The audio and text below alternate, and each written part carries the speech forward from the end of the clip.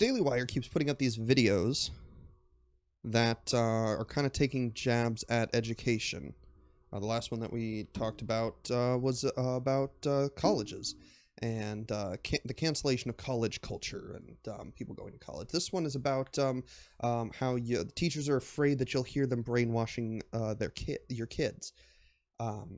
The problem that I take with this is there's a lot of conservative parents, like my parents growing up, did not want me learning about evolution. They did not wanting me learning about the fact that gay people were normal and that they should be accepted in society. My parents were heavily religious, or at least my mother was, and they didn't want me learning these things. And as a result, I was homeschooled for a great many years until my parents decided to have another round of kids and my mom couldn't keep up with the homeschooling.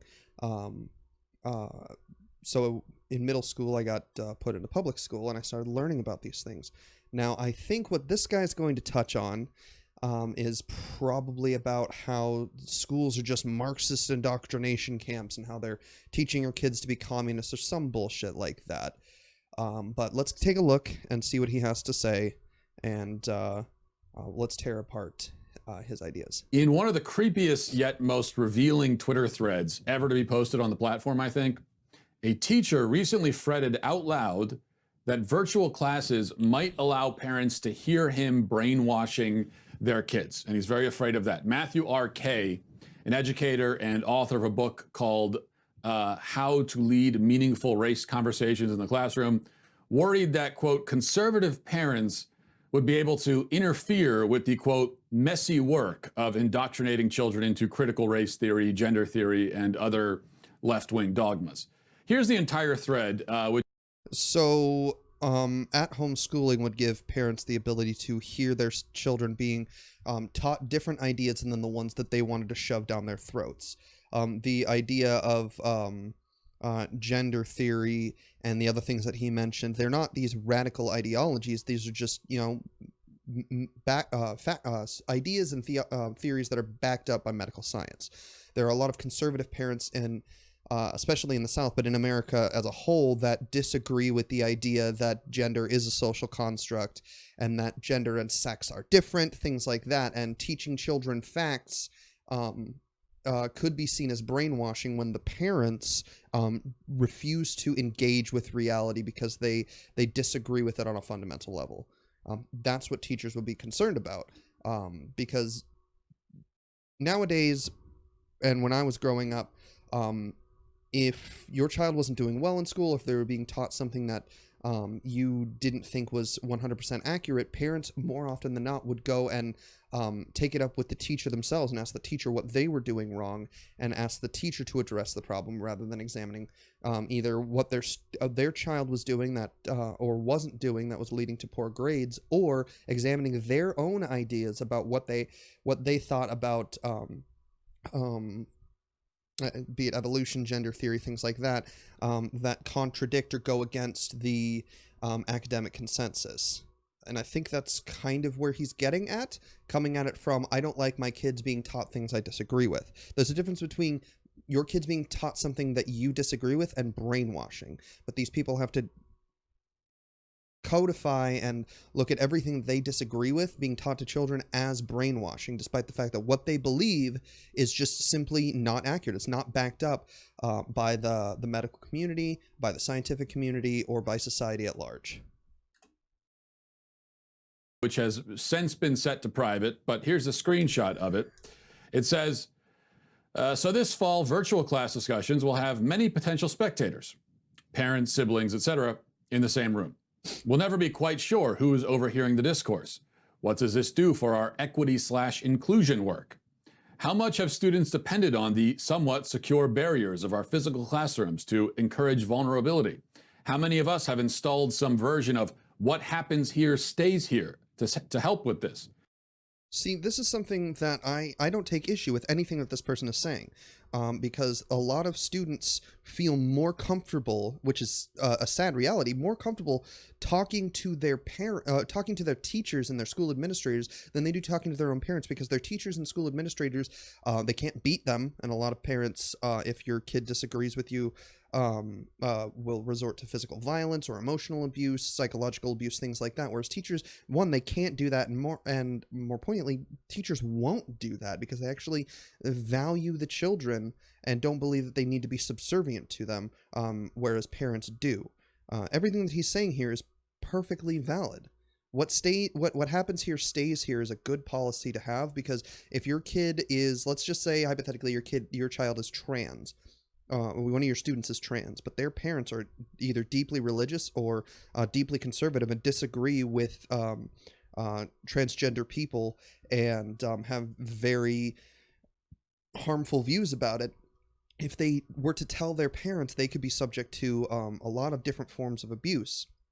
Whereas a teacher is more likely to be open-minded about it and offer that student support that they would need when going through the process of coming out and making peace with and coming to terms with who they truly are as a person rather than who their parents expect them to be.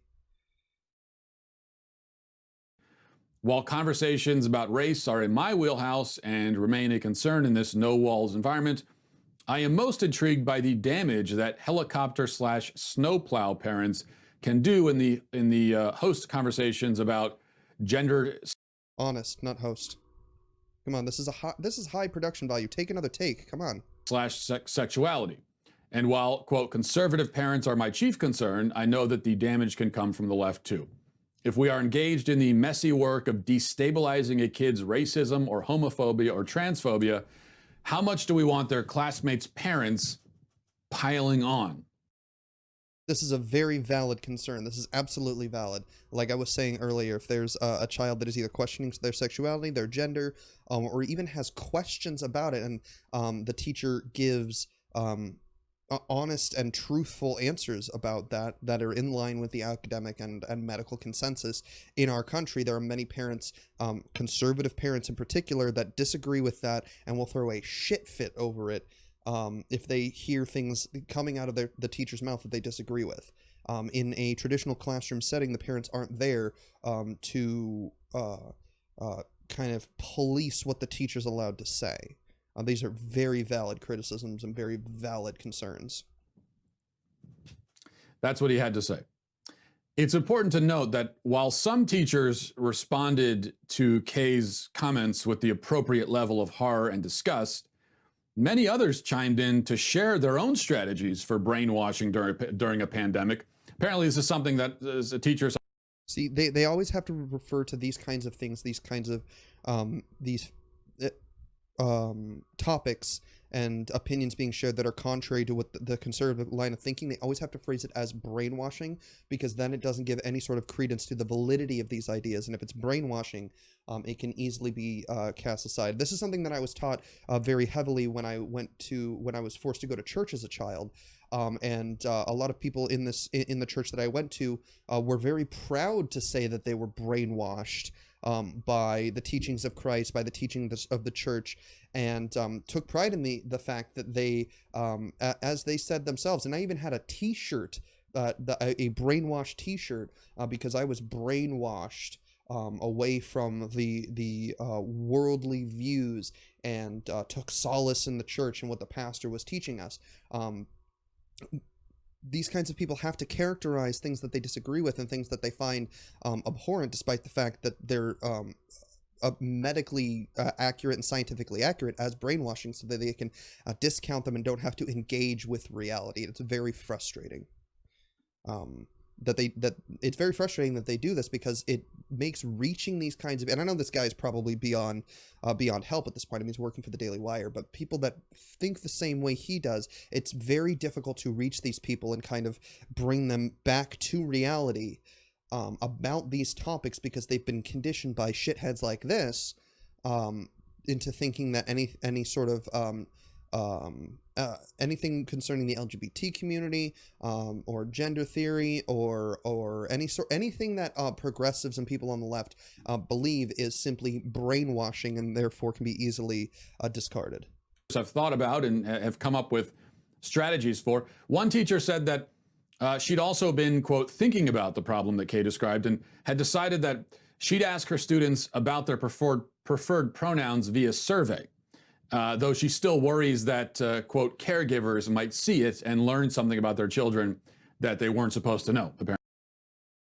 This is honestly, it's true, and it's very sad that teachers have to do this, because a student may have preferred pronouns that they want to use that better go along with the gender that they identify with, whether they be non-binary or just simply identify with the other gender other than the one that they were born with, but their parents either don't know that they are transgender, or they do know and they disagree with it vehemently that they are transgender, and they dislike that, and that that student could potentially be faced with either initiating levels of abuse if the survey that the student took that the parent or caregiver got their hands on outed that student, or if parents of students that were already outed and that had already expressed to their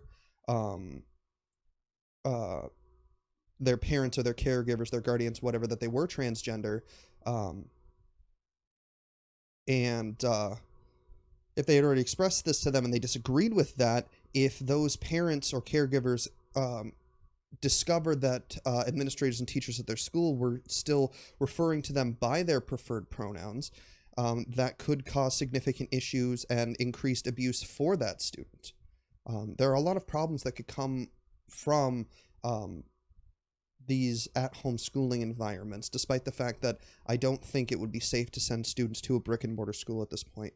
There are a lot of problems in this arena that come about because of parents that have asinine views about gender, and a lot of young people, when you're in that age group, that is the time frame where you start discovering these things about yourself and start exploring your gender identity, your sexuality, things like that. And the parents that disagree with that can become, and in many cases do become, very abusive if they disagree with the ideas that the students or the teachers themselves are espousing. Apparently. Another teacher said that students last semester would sometimes, quote, type secrets into the chat whenever the discussion turned to, quote, anti-racism and gender-inclusive content.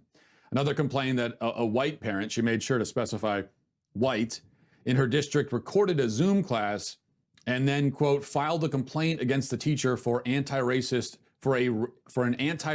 read aloud. Dude, do another take. Like, I do my videos live.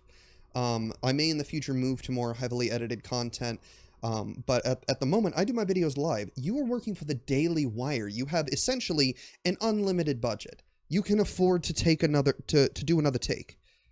If you're going to do audio flubs like that and misspeak your lines, just take another take. Go off of what this tweet is saying here, and the fact that he said it was strange that they honed in on the fact that the parent was white. Yeah, it's typically white parents and white conservatives, white older people that have a problem with discussions of racism in our country, because they don't want to accept the fact that they may have some racist proclivities in their personality that they don't want to make peace with, and that can cause a lot of problems if students are discussing that with their teachers in class and the white parent decides to record the Zoom meeting and file a complaint against the teacher, like they said they did here. I don't understand why you see, they people on the right always say that the people on the left focus so heavily on race and everything is about race. However, it's people on the right that zero in on any sort of race being mentioned when these kinds of issues come up. It's kind of hypocritical. They don't like that the left constantly talks about race, but that's all they talk about when talking about these kinds of issues. And then they shit on the left for talking about race when talking about racism, something that is directly connected to race. I don't understand. It's very confusing to me. Loud, saying the teacher's commentary was inappropriate and biased. And this, the teacher says, is going to be an issue. A ninth grade teacher shared in the commiseration, saying that her class required students to, quote, read and respond to a news article as part of her class, but that participation in this exercise is stunted now because, quote, outsiders are listening.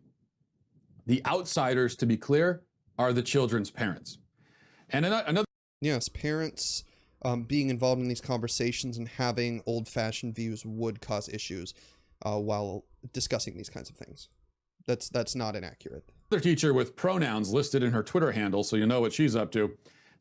Having pronouns listed in your Twitter handle doesn't mean you're a bad person. Doesn't mean you're a radical. It's just letting people know how to refer to you. That's pretty common. I have pronouns in my bio.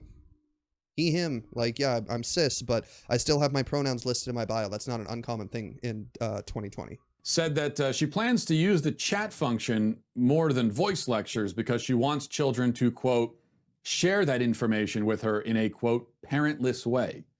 Then a science teacher agreed with all the sentiments expressed here, but summarized it bluntly, saying, parents are dangerous. Yes, there are parents in America that are dangerous to their children. And these are just the comments.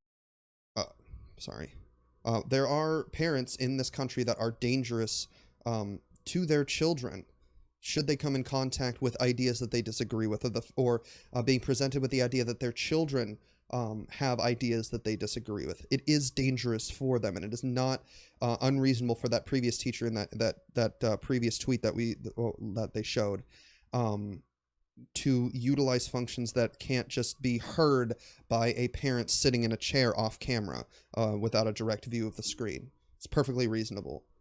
They are trying to protect children in their classrooms from abuse. They're trying to protect their children, the children in their classes, from abuse from their parents, because it's a very real possibility that some of the students in their classrooms can face abuse for discussing these kinds of things. These people are not far off base at all. And yes, the science teacher right here is accurate that parents are dangerous. They are very dangerous.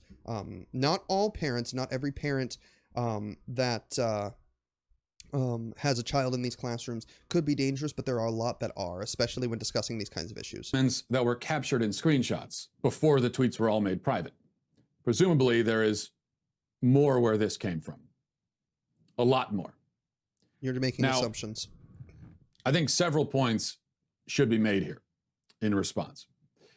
First, this may seem like a side issue compared with the very large problems unwittingly or maybe not so unwittingly exposed by the thread, but it should be said that classrooms are certainly not safe places for children to be vulnerable. They should be.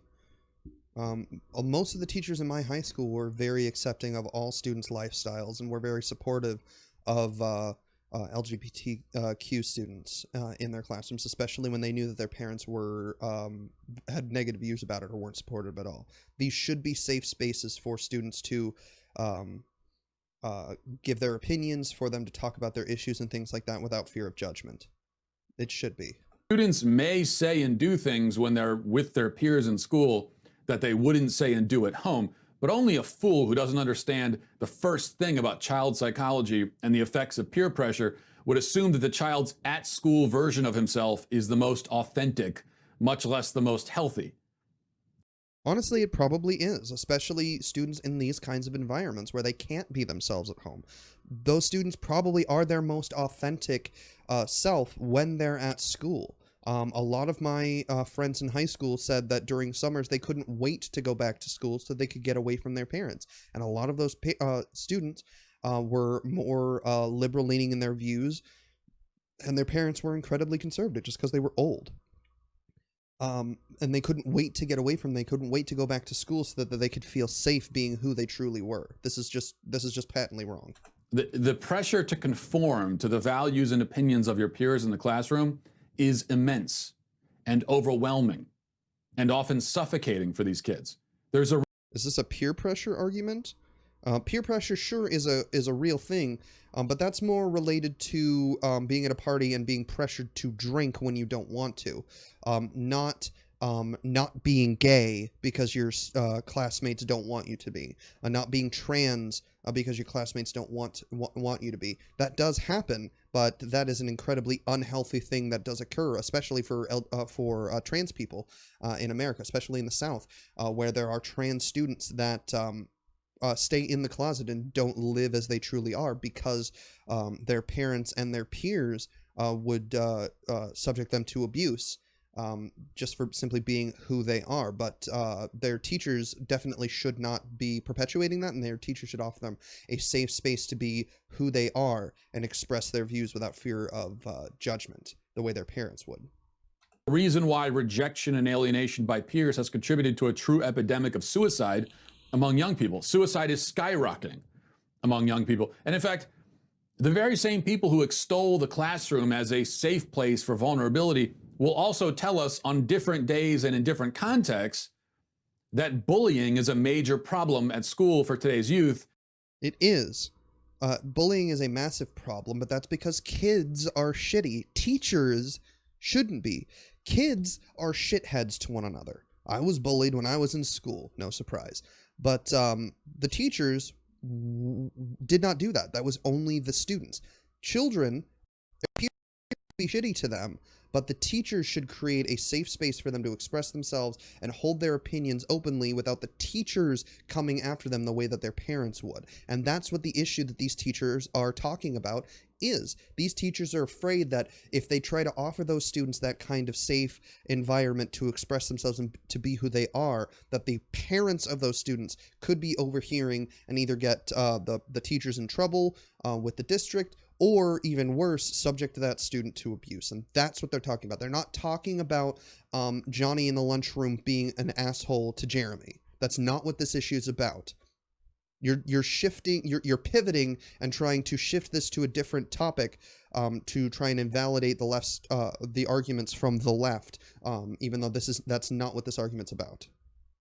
And many of them are driven to self-destruction because of it. So which is it? Is the classroom a place for open and genuine dialogue where children can safely express their truest feelings and beliefs? Or is it a place rife with bullying and mockery where rigid conformity is demanded and those who fail to meet the demands are severely punished? It certainly can't be both of those things. It can be both of those things because those things are being perpetuated by two different groups. You have the students being shitty to each other and bullying each other, but you have the teachers that are fostering an environment of inclusivity and open-mindedness. It's two different issues, dude. I don't know why you're trying to lump them together to try and make an argument, because it's not fucking working. And the answer is that it's much more the latter than the former. Second point. An adult keeping a secret with a child and helping the child conceal that secret from his parent, especially when the secret has anything to do with sexuality, is acting in a way that is nothing short of predatory. Bullshit. No, fuck you. There are predatory teachers out there, yes. However, if that teacher knows that that student's parents are going to beat them, or emotionally abuse them, psychologically abuse them, physically abuse them, what have you, for simply being who they are, that teacher should do everything in their power, and many teachers do, and I applaud them for doing so, keeping that information from those parents and letting that student be open with somebody. The reason why one of the reasons why suicidality is so high amongst LGBT youth is because they have, or they feel like they have no one to talk to, no one that they can be honest with, nobody that they can be open with about their sexuality or their gender identity, or a large portion of who they are. And these teachers are giving them the opportunity to do that. Are there predatory teachers? Sure, and they shouldn't be teaching. But that's not what's happening here in the vast majority of cases. You are trying to turn this into a different type of argument because you know you don't have a leg to stand on in any capacity. And this is disgusting. Holy shit. Now, if you heard a strange man on the playground whisper to your child, this will just be our... This is not a strange man on the playground. This is a teacher that is emotionally invested in these students. Every single one of my teachers in high school and middle school loved their students. They were incredibly attached to their students emotionally, and they connected with them on an emotional level. This is not just some stranger on the playground, and it's disgusting that you would try to make this kind of comparison. Our little secret, okay? Don't tell your mom and dad.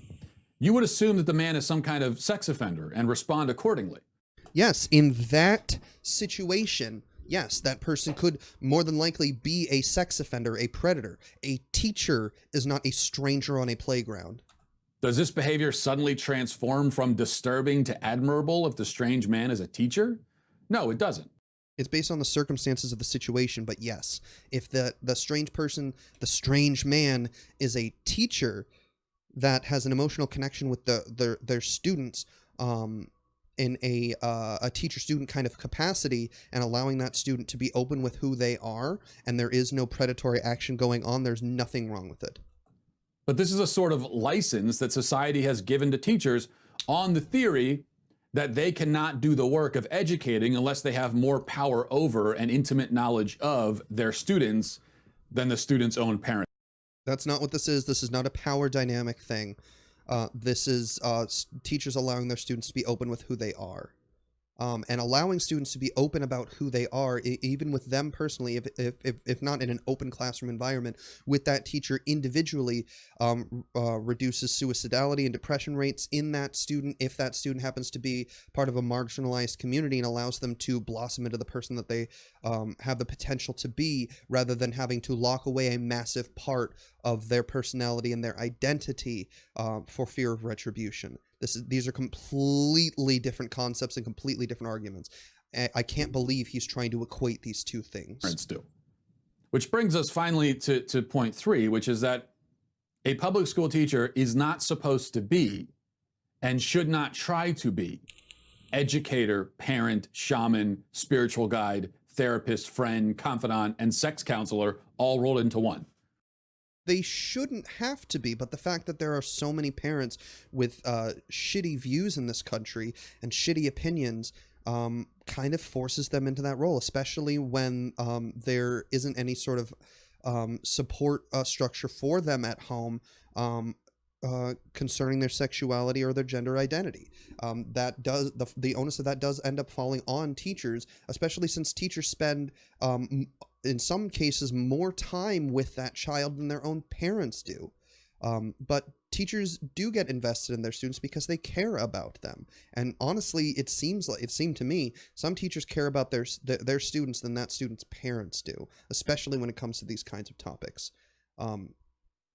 It may not be what their career was originally designed for, but that's the role that they assume for them.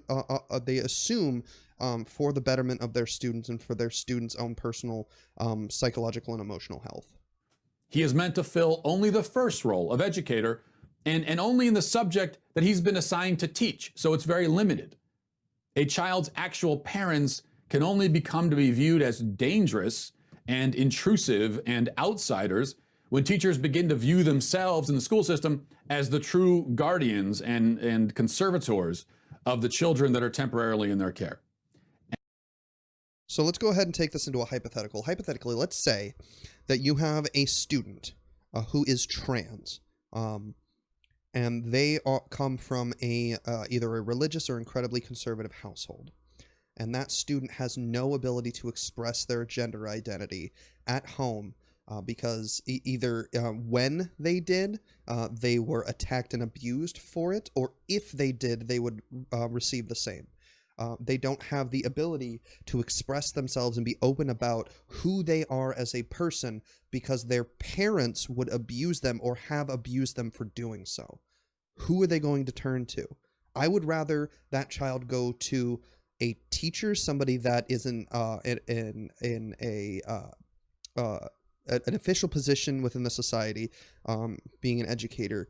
I would rather them go to a teacher, somebody that they can confide in, rather than finding comfort in a stranger on the street that has a much higher chance of being a predator and abusing that child. I would much rather them go to an educator, somebody that cares about them personally and about their personal well-being, rather than some stranger. And that's the situation a lot of trans people and a lot of marginalized people in our society face.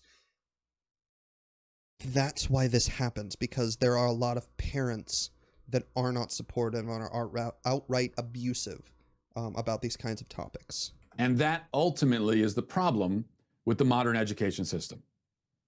Children are not old enough to be emancipated. They can't go out and live their own lives. They can't make every decision for themselves, or even most decisions for themselves. Yes, legally, students are too young to be legally emancipated, to vote, to drive, to hold a full-time job, to have their own apartment, to sign a lease, what have you. But the medical community has come to a consensus that children as young as 3, I believe it was 3 years old, have a concept and are able to recognize that they may not identify with the gender that they were assigned with at birth. As young as 3 years old.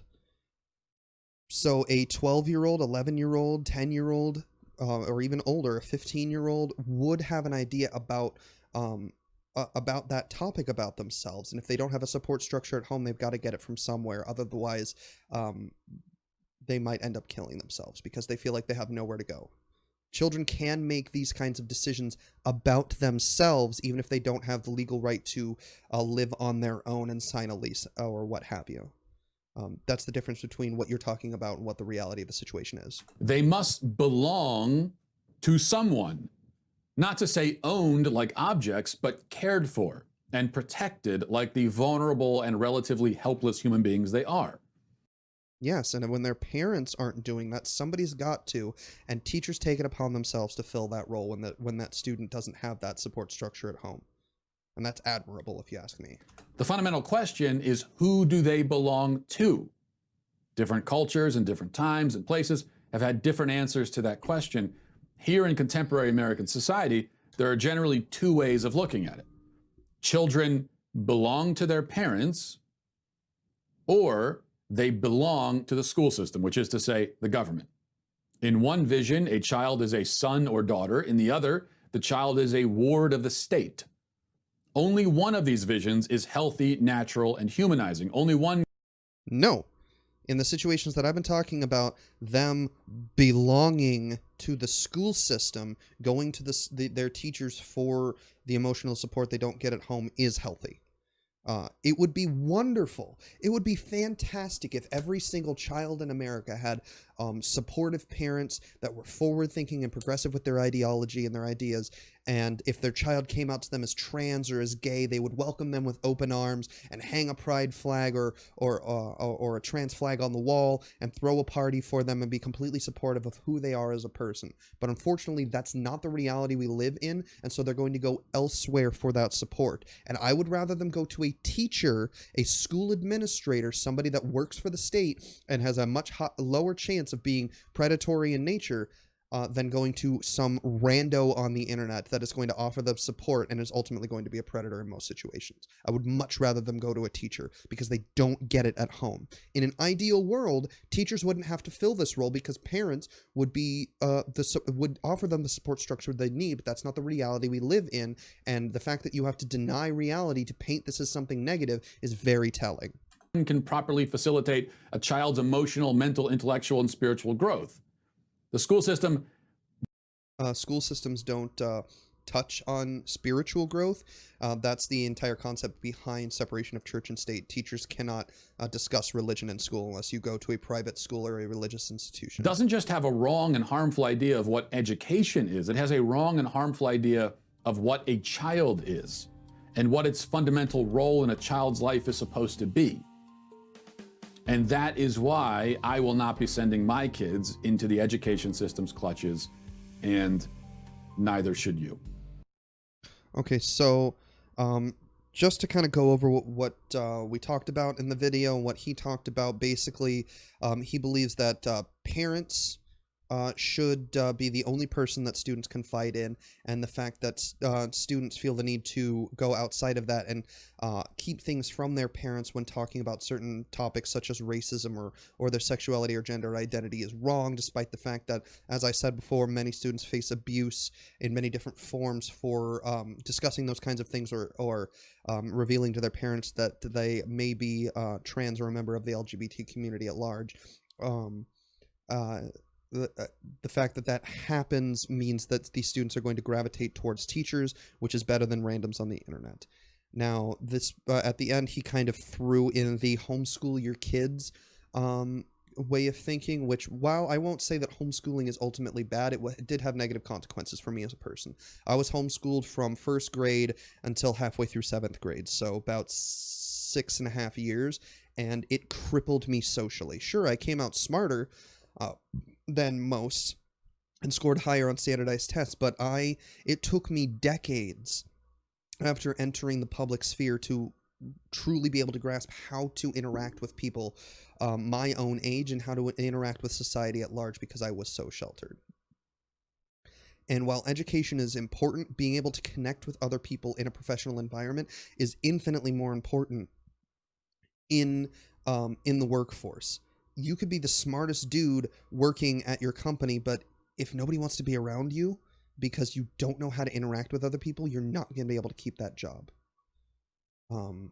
But yeah, no, this guy has very traditional and conservative ideas about racism, about gender identity, about sexuality, and he doesn't like that other ideas are being spread to children, and he wants to try and kill that any way he can. And if he got his way, the suicide rates that he was talking about in this video would skyrocket, because children would no longer have the support structures that they need to try and to keep themselves away from suicidal ideation and from complete emotional isolation that his worldview would put them in.